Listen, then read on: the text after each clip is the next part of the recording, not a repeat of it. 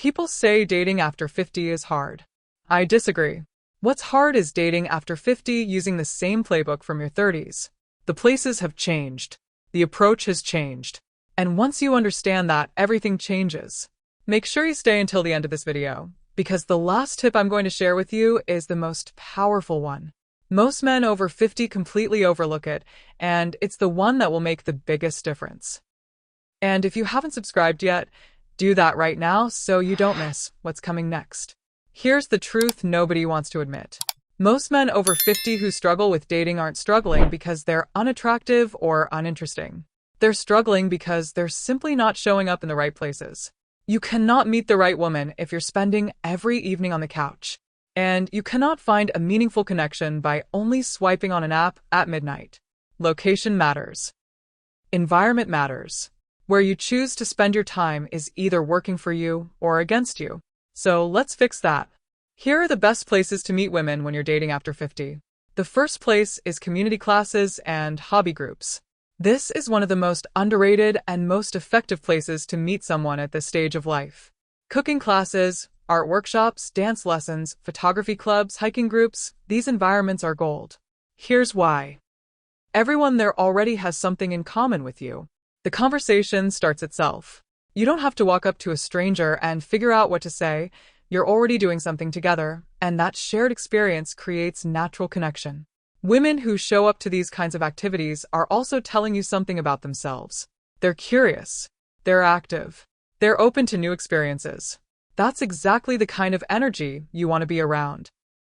So find something you're genuinely interested in, sign up, and show up consistently. Consistency is key. Connection rarely happens on the first visit. The second place is volunteering. This one surprises a lot of men, but think about it. Volunteering attracts people who are generous, community-minded, and emotionally grounded. Those are deeply attractive qualities, and the women who volunteer regularly tend to have them in abundance. Whether it's a local food bank, an animal shelter, a community garden, or a charity event, volunteering puts you in a room with people who care about something beyond themselves. And that shared sense of purpose creates a bond faster than almost any other environment. Beyond that, it shows the women you meet exactly who you are, without you having to say a word about it. Actions speak louder than any dating profile ever could. The third place is social events and networking gatherings. Chamber of Commerce mixers, alumni events, neighborhood association meetings, charity galas, wine tastings. These are all environments where adults gather, mingle, and connect in a relaxed, pressure-free setting. The key advantage here is that everyone is already in a social mindset. Nobody is there to sit in the corner. The energy is open. And unlike a bar or a club, the conversation tends to be more substantive. People talk about their work, their passions, their community. That's a much better foundation for real attraction than shouting over loud music. Make a habit of saying yes to these kinds of invitations, even when it feels easier to stay home. The fourth place is fitness and wellness spaces. Gyms, yoga studios, cycling classes, walking groups, golf clubs, tennis clubs. These are all excellent environments for meeting women over 50. Here's what makes this particularly powerful. When you're in a fitness space, you're already presenting the best version of yourself. You're active. You're taking care of your health. You're disciplined. Those qualities are incredibly attractive at any age, but especially after 50 when a lot of people have let themselves go beyond. The impression you make, these spaces also create routine, and routine creates repeated contact. And repeated contact, as psychology tells us, is one of the most reliable foundations for connection. You don't have to force anything. Just show up regularly, be friendly, and let familiarity do its quiet work. The fifth place is online dating, but done right. Yes, it's on the list. But I want to be clear about something. Most men over 50 approach online dating the wrong way, and then blame the platform when it doesn't work. The profile is rushed. The photos are outdated. The bio says nothing interesting. Then they wonder why they're not getting responses. Done right, online dating is genuinely one of the most efficient ways to meet women who are specifically looking for a relationship at your stage of life. Use recent, well-lit photos. Write a bio that sounds like you. Warm, specific, a little humor doesn't hurt. And when you match with someone, don't drag out the texting for weeks.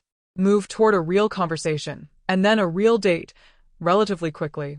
Apps like Match, Our Time, and even Hinge have large user bases of women over 50 who are serious about finding something real. The sixth and final tip, the one I told you not to miss, is to let your existing social circle work for you. This is the most overlooked dating strategy for men over 50, and it's arguably the most powerful one. Think about the people already in your life.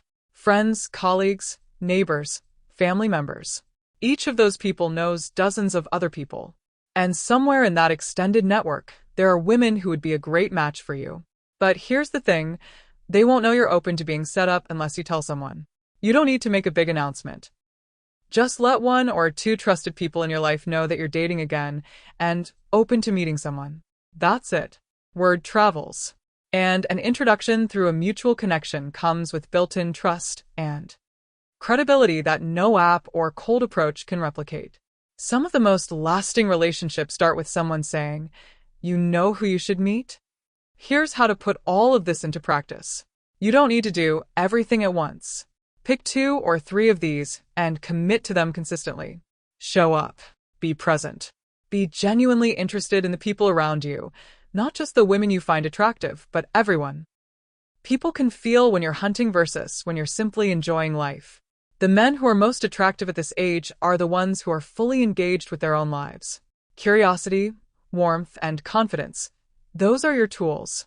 Use them everywhere you go. Dating after 50 is not about desperation. It's not about settling. It's about knowing your worth, showing up in the right places, and being open to what life brings. You have more self-awareness, more depth, and more to offer than you ever did before. The right woman isn't looking for the version of you from 25 years ago. She's looking for exactly who you are right now. So get out of the house, get into the world, and let it happen. If you found this helpful, hit that like button and share this with someone who needs to hear it. And subscribe if you haven't already. There's a lot more coming that you won't want to miss.